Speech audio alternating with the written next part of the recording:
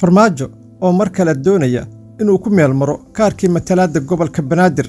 siyaasadda ku salaysan ismashquuliska iyo ismaahiska ee madaxweyne farmaajo isticmaalo muddo ayuu ku soo meel maray marka ay soo wajahaan mawjado siyaasadeed oo uusan u hayn xal uu ku maareeyo farmaajo waxa uu isticmaalaa siyaasad aan wax mustaqbal ah ku salaysnayn oo looga gudbo caqabadda maalinta taagan farmaajo gacan kuma hayo maamulada Puntland iyo Jubbaland balse Galmudug iyo Hirshabeelle oo qayb ka ah ololaha dib u doorashada farmaajo ayaa waxa haysta culays siyaasadeed oo kaga imaanaya mucaaradka iyo beelaha samaystay maamuladaasi matalaadda gobolka Banaadir oo dib loo soo celiyo waxay u tahay qoorqoor iyo Guudlaawe dood ay la soo shirtagi karaan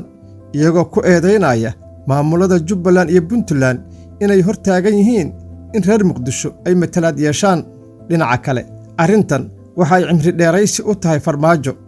isagoo mucaaradada beelaha Galmudug iyo Hirshabeelle uga imaanaya ku jahaynaya maamulada Puntland iyo Jubbaland taasi oo abuuraysa iska horkeenida beela Soomaaliyeed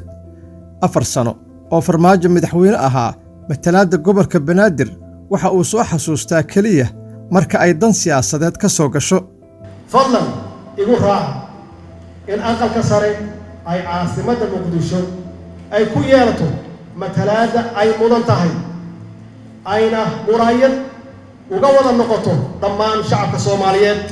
arrintan ayaa waxa uu ka doonayay taageerada beelaha Muqdisho balse heshiiskii doorasho ee la saxiixay Sebtembar sanadkii 2020 laguma soo darin matalaadda gobolka Banaadir ay ku yeelanayaan aqalka sare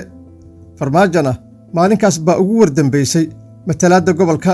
hadda ayuu doonayaa farmaajo inuu mar kale isticmaalo kaarkii ahaa matalaadda gobolka Banaadir ee aqalka sare